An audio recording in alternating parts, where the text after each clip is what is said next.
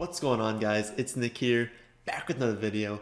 Another episode in our team review series. Every week we're going to be looking back at one of your teams and seeing what we can take away from your draft, from your free agent moves, from your trades, and see if we can apply that to 2021. Now, what I have been doing as well is compiling all these into one document to say these are our main takeaways from 2020, and I want to go over that now. We're not going to do that to start every single team review video, but maybe like once a month we'll look back and say what have we added, because it's really nice to just say these are the things we're taking away from 2020. How exactly can we apply them to 2021 so we don't make the exact same mistakes again, and so we know what is consistent among championship teams. So I'll go over that now. It's not too long, but I think these takeaways are exceptional, so this is probably the most important part of the video. First, extremely high rate of dropping and trading players. So when you look back at your own team doing research, when you look back at other people's teams, you're going to notice that especially among championship teams, there is a very high rate of players that have been dropped from their draft and traded away from their draft when looking at their final roster. I initially thought it was about 50%. So if you looked at a championship team, it's like half of their roster was drafted, half was picked up or traded for. It's looking like it's much higher than that. Teams that are performing well, teams that are really dominant to end the season are much closer to like 3/4, like 75%, in that like 70-80% range, to where it's not even recognizable. Because it's one thing when you look back at people's draft, and we're going to talk about this in a second, when you look back at people's draft and you say, oh, that's like horrible, like that's a really, really bad draft, and then you're like, yeah, they won their championship going like 9-4, and you're just so confused. You're like, how could that team possibly win? That would never happen in my league. Well, that's because there are so many things that happen after the draft. You can have a ton of busts. We're going to see a team in this episode that had a ton of busts, especially early, and still have a really good roster at the end of the day because you have free agency. You have the trade market. You don't need to start the players who tear their ACL or just don't perform well. So you can't just look at a mock draft. Just look at your own draft and say, well, what could I have possibly done there? Or, oh, this team could have never won anything. That's not the point. You know, the point, I guess we'll go to point number 2, it is not to get value at every pick. And that is probably the single biggest mistake that almost everyone makes when drafting. You're not trying to sit there and say, I got value here and value here. Look, I just got value at every single pick. I had the best draft. What the goal of the draft is, because once you have a team, it doesn't matter at all where you drafted them. It's just what do they produce from that point on. You're not looking back and saying, well, yeah, you know, he's got Travis Kelce, but he gave up an early pick to get him. You're just saying he's got Travis Kelce. What's his team look like? You know, like once you draft a quarterback, it doesn't matter at the end where you drafted them. It only matters what are they doing on your team compared to what everyone else is doing on your team. Like if you ended up hitting at other positions, who cares that you spent an early pick somewhere else? So it only matters what these guys produce. And getting value everywhere is nice, but if you just get a ton of value and you don't get any core pieces, it's like, okay, you've consistently got a team that's scoring 110 and you've consistently got a good bench, but unless you hit on studs that are just going to anchor your lineup every week, it doesn't matter. It doesn't matter that you're getting really good value. You got someone who's like a 9th round value in the 12th round. Okay, neat. But is that guy consistently starting in your roster? So the main takeaway from that is that if you're in the draft and you see players, you're like, he shouldn't be going this late. He's probably not going to be, exceptional. I'm probably not going to start him all that much. He's definitely not going to break out and, be a wide receiver 1 or running back 1, but he's a good value where I'm at. I don't care. I really don't care all that much. You got to be targeting players that if they hit on the high end of their range of outcomes, they're going to be studs. Because your goal in the draft is basically to leave with like 3 or 4 studs. You've got, it depends, like the draft we're doing today has 18 picks. A lot of leagues might have like 15 picks, 16 picks. Regardless, You want 3 or 4 from basically all the positions, not counting defense, not counting kicker, but from quarterback, running back, wide receiver, tight end. You want 4, like 3 or 4 of them that you're like, these guys are anchoring my lineup. I don't care about anyone else in the draft. I'll figure it out through free agency, through the trade market, through just streaming different positions. But you want 3 or 4 studs. And so we should be willing to take a lot more risk in the draft, because if our goal is to hit on these players, sometimes they're risky picks. Like Will Fuller this season. Will Fuller, if he doesn't get hurt, was an amazing pick, and he was a really good draft pick because if he stayed healthy, which he did for like the majority of the season, and he still helped people get to the championship because you had such a good record if you had him on your team. But if you draft someone like Will Fuller, in his range of outcomes this is one of your 3 to 4 players, they're anchoring your lineup. But if you drafted someone else who doesn't have that in the range of outcomes, well, it doesn't help you as much as it seems getting the value. Another thing, if we don't hit on these core players, even if we do, we should be looking to do 2 for 1, 3 for 1, 4 for 1 trades. So if you only hit on like 2 studs, but you've got a ton of talent in your roster, like I always say during the season, your bench doesn't score points. And so if you can turn your bench, because we draft deep teams, really strong teams, if you can put 3 strong players together for a stud, always do it. That's a consistent thing we see in championship teams. They pull that off.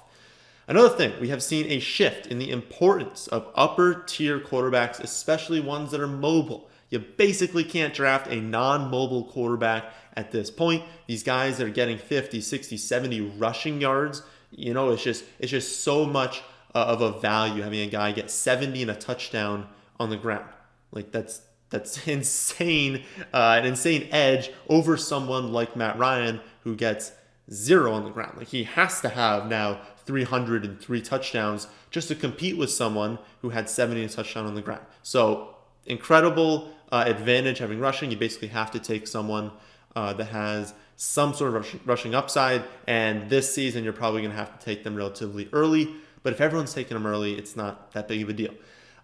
We also need to attack the areas of value in a draft. And so if we saw last season, there were a ton of mid-range wide receivers that were pretty much guaranteed to be great. I'm not going to say guaranteed, but we pretty much knew there was going to be a high success rate of mid-range wide receivers, and that basically all the stud running backs were going to be going relatively early. We thought that, every single season there's going to be a James Robinson. Like, you're not saying that you can't hit at running back in like the mid rounds or late rounds. That's not at all what I'm saying, but a very high rate of these studs are going to be going early. And so can we get these stud running backs early? Can we just hit on the wide receivers middle, and then late we can figure out these other positions?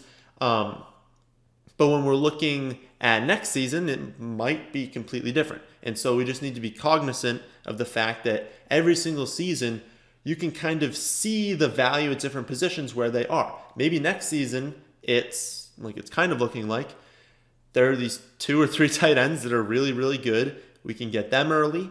Wide receiver is probably going to be deep again. I mean, it's incredible how much talent has been just infused into the wide receiver position in recent years. So maybe, again, we don't need to necessarily take them early because there are so many good ones throughout the draft.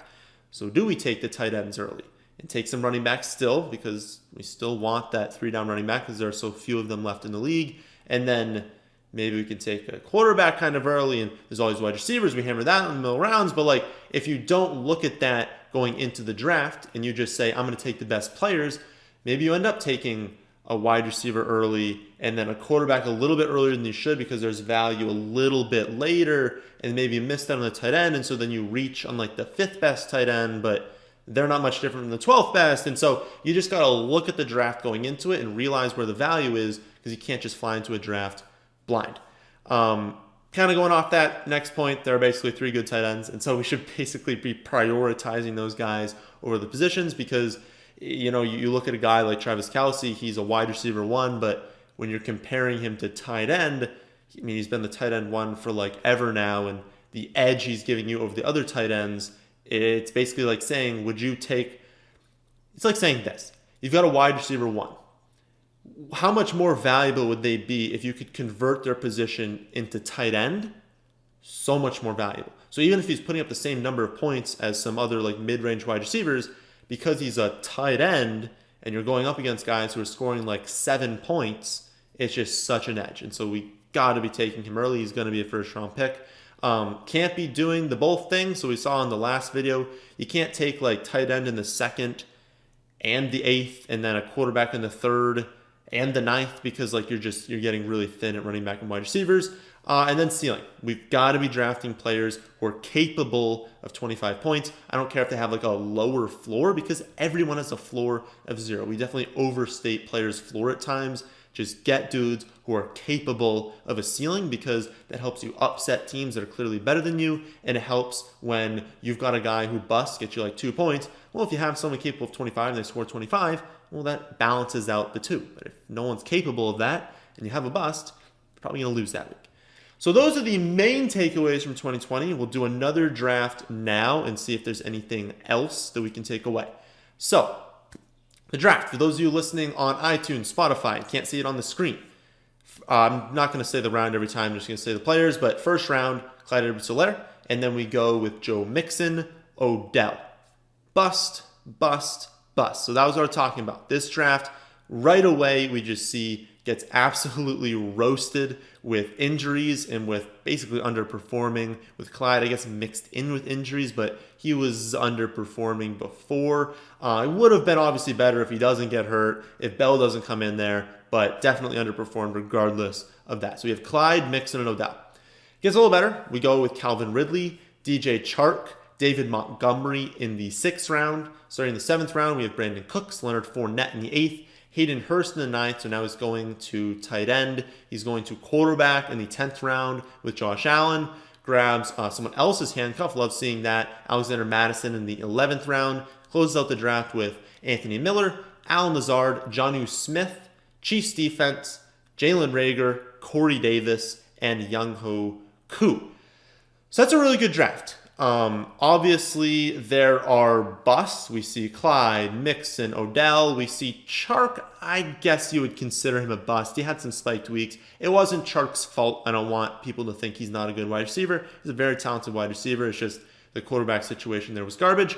But you know what? Quarterback situation is probably going to be fixed now, and so maybe we can go back to Chark this next season. Probably not as high, because I am a fan of Laviska Shenault, and so maybe we drop him a little bit, but I think he's still someone we can attack because he's very, very talented.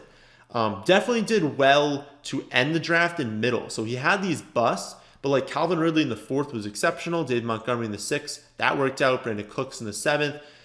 We see Josh Allen in the 10th. Jonnu Smith 14th. Even combining him with Hayden Hurst, like it doesn't feel like it, but technically I look back and both those picks were decent picks for where they were taken. It just, like I said, there's like 3 good tight ends. And so it didn't technically work out from a feel standpoint, but those were 2 good tight ends. So it didn't really bust there. Chiefs defense was a good pick, good kicker. Reagor didn't work out, but Corey Davis in the 2nd to last round, 17th round for him was really good. So it was a really, really solid draft had he not had those busts in rounds 1, 2, and 3. So I think I'll bring up the moves next, and then we'll look at the final roster and the result for the season. So trades. Had a bunch of trades, and they absolutely worked out. This is one thing that he did exceptionally, was trading high. When you see players, even if I'm talking about a player as a buy low, because I talked about Odell as a buy low at one point, and literally the next week we talked about him as a sell high, and people complain because they're like, you just told us to trade for him, now we're trading away. It's a market, guys. Like Odell was underperforming given his volume for a while, for like the first 3 weeks of the season, I believe 3-4 weeks, and so then we see him go out, and I believe it was that game against Dallas where he had the huge end around touchdown, he had a long receiving touchdown. He has 38 points. Whenever a player has 38 points and they're not Christian McCaffrey, Saquon Barkley, Dalvin Cook, they're not consistently getting that many points. They're not Derrick Henry. When it's Odell having 38 points after underperforming, you sell high. So he's able to flip Odell for DK Metcalf. In the same week, Chark goes off 30 points. It was 8 for 95 and 2 touchdowns. There were health concerns surrounding Julio Jones. We were like, is this dude going to be healthy this season? Flips DJ Chark for Julio. So 2 exceptional trades in week 5. That is just phenomenal. Tries to like double that up in week 6. He says, okay, I've just acquired Julio Jones. I've got this bust in Clyde. Let's combine them together into Christian McCaffrey. That's exceptional. The result was not there, but if you do trades like this over time where you're effectively turning DJ Chark and Clyde into Christian McCaffrey, keep doing it. I know it didn't work out, but that it was an exceptional trade and one that over time will. Week 7 turns Alexander Mattison and Robert Tonyan into AJ Brown. As you'll see towards the end, he definitely would have preferred to keep Tonyan because tight end just like really didn't work out. But you know what? Even with tight end not working out for him, AJ Brown was exceptional. And so this was still a phenomenal trade. He's done an awesome job. And what he did was he attacked someone who needed wide receiver. This guy had Debo, Juju, Robbie Anderson, Mike Williams, Brandon Ayuk, AJ Brown as well. And so I don't know if this person had Dalvin Cook. Maybe they did and he was getting the backup. I don't really know if this person was weak at tight end, but he did say the person wanted to win in that week, and this was the week that we expected Madison to like be the starter and be good, and so was able to flip Madison and Tonyan to AJ Brown. Of course, that definitely worked out. Week 8 turns Jonnu Smith and David Montgomery into Miles Sanders, and so we said this is the one that he regrets the most. His thinking going into it was, we've already had a little bit of Cohen being out. Montgomery's getting great volume, but he's just not doing anything. He was running back 29 in points per game through week 7. He had the bad quarterback situation, and he just figured when Sanders ends up being healthy and they maybe fix their quarterback position and they have a relatively soft playoff schedule, that Sanders was going to outproduce Montgomery and that he didn't necessarily need Jonnu Smith. I think that thinking is correct. You're basically saying I'm upgrading into someone who is a buy low right now. It didn't work out. I mean, going into that, Montgomery wasn't producing, but then we see weeks 8 through 16, Montgomery's literally the running back 4, Sanders running back 21. His thinking, though, was correct. In the fantasy playoffs, Miles Sanders turns into the running back 8. He got a little bit unlucky basically the entire season, but we kind of saw glimpses in the playoffs. We saw glimpses of, okay, their quarterback situation is finally fixed with Jalen Hurts. They are finally featuring Miles Sanders again. He's finally healthy, and he performed. I mean, if he performed like that for the whole season, he'd have been a great pick, and this would have been a good trade had Montgomery not broken out. So unfortunately, result not there. I don't think this was like a horrible trade, though, because I don't think very many people, like we had Montgomery as a buy low when he was, I believe, was it the concussion? He had some sort of injury, missed a week, and he wasn't performing great leading up to that. But we looked at his playoff schedule and were like, oh my goodness, you got to buy low on him. Even though we were high on Montgomery, I still think this, from a process standpoint, was a solid trade. So if you make this sort of trade over time, again, didn't work out with McCaffrey, didn't work out with this one. I think over time, these are solid trades. Final trade was week 10. This one really didn't matter. This was basically selling high on Kalen Ballage. He only had one okay game after this trade, and it was Kalen Ballage. I don't know if I spelled that right. Maybe 1L. Whatever. Kalen Ballage and then Jordan Reed combined into Boston Scott and Jimmy Graham, basically kind of handcuffing Miles Sanders in week 10. But like no one on this list did anything for the rest of the season, so this trade had basically no impact. Free agent additions. He gets James Robinson. He gets Jalen Hurts. He gets Michael Pittman Jr., Jeff Wilson, and Lynn Bowden Jr. Liked all the juniors. I'm not going to say he dominated the free agency market, but James Robinson was a great pickup. Jalen Hurts was a great pickup, although he had Josh Allen, so it was, it didn't benefit the team immensely, but it was still a good pickup. Pittman, good pickup. I think he's going to be awesome next season. Wilson obviously had some really nice weeks, and then Lynn Bowden had actually a really nice floor, especially in full PPR leagues. So if we want to look at the final roster, we have it here. And so this was his roster in the final week of the season.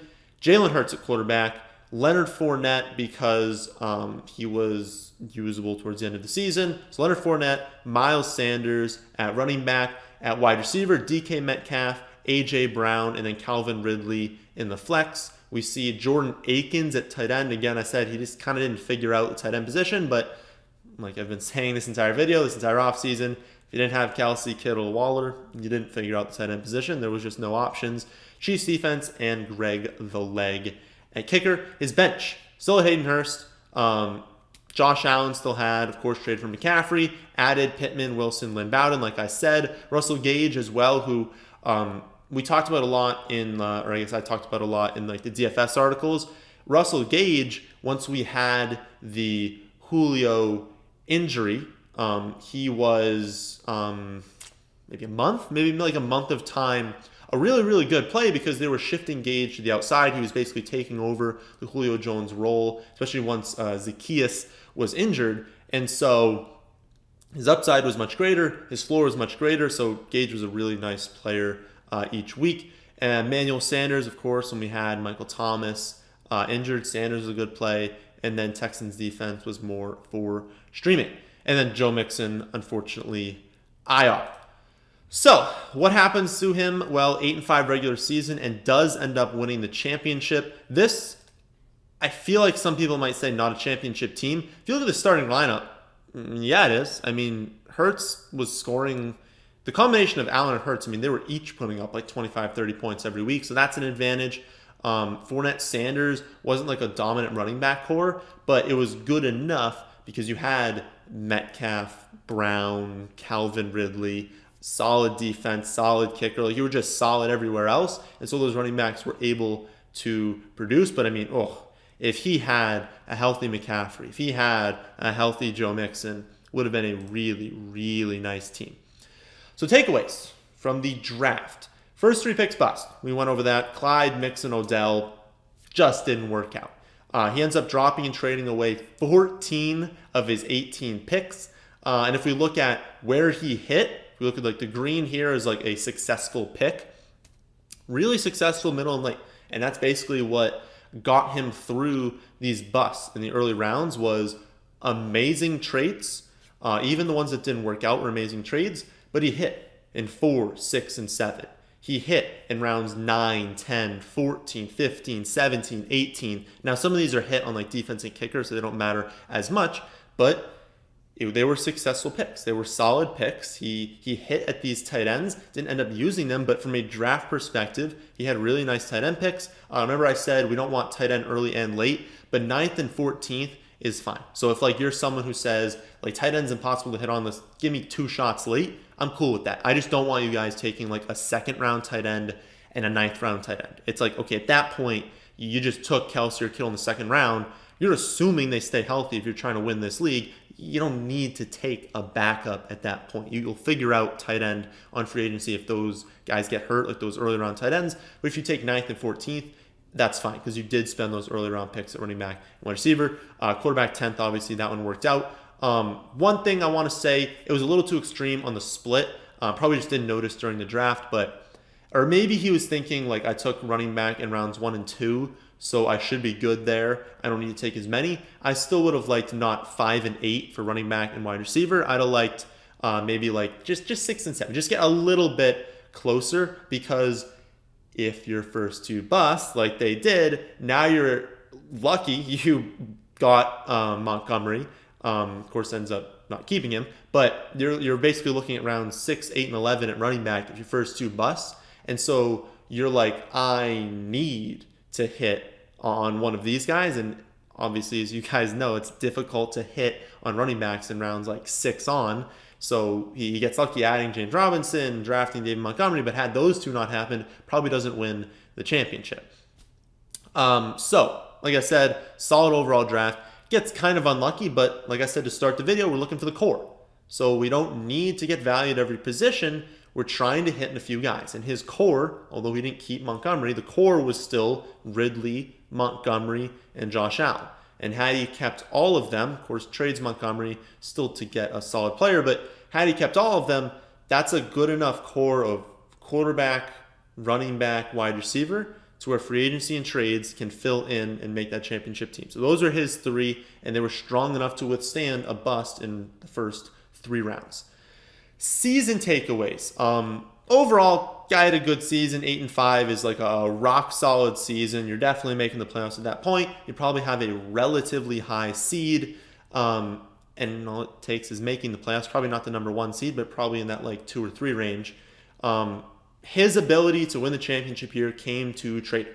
And so when people complain that their team has busts, when people complain that their team is getting unlucky, it's like, you know what? That happens to everyone. Literally everyone had injuries this season, players on the COVID list, players underperforming. But if you can look at that and say, okay, what do I need to do to improve my team? Oh, here are 2 players that just scored 30 and 38 points that are not going to do that consistently. Can I flip them for something better to give my team a chance in the championship? He did that. That's why he won. And just imagine if the McCaffrey trade works out, this team would have been dominant. Optimally, he would have figured out tight end. I mean, he went to the championship with Jordan Akins and Hayden Hurst. Like, I would have preferred to have one of the big 3 there. We were talking about doing everything you can to trade for Kelce towards the end of the season, especially when Kittle was injured, because it was just Kelce at the top. And so teams who were able to acquire him, even if you were giving up 3 or 4 great players, you just had to basically do that because it was such an edge over him. And he did say he had to face Kelce. He had to face Wall in the championship. Ends up beating both of those guys. And so that would have been like optimally finishing the season would have been McCaffrey stays healthy. He's able to flip like his entire bench for Kelce or Waller. And then it would have been even more dominant season. But still a fantastic season in trade, so can't take anything away.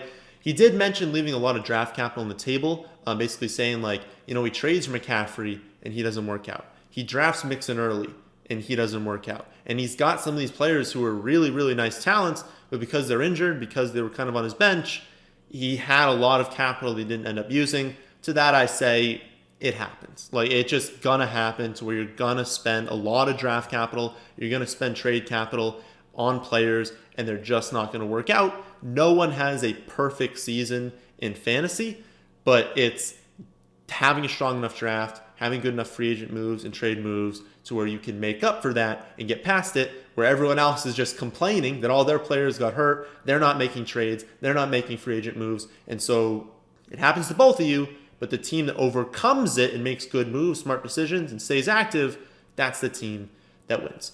So that is the end of this one, and I will add in any takeaways that I see that were good from the draft and season in this one into our document, and then maybe in like 2-3 weeks we can revisit the document and see what we've added to it. That's the end of this one. Hope you guys did enjoy. If you did, how about hitting that like button, and how about subscribing to the channel if you're new? Thanks for watching.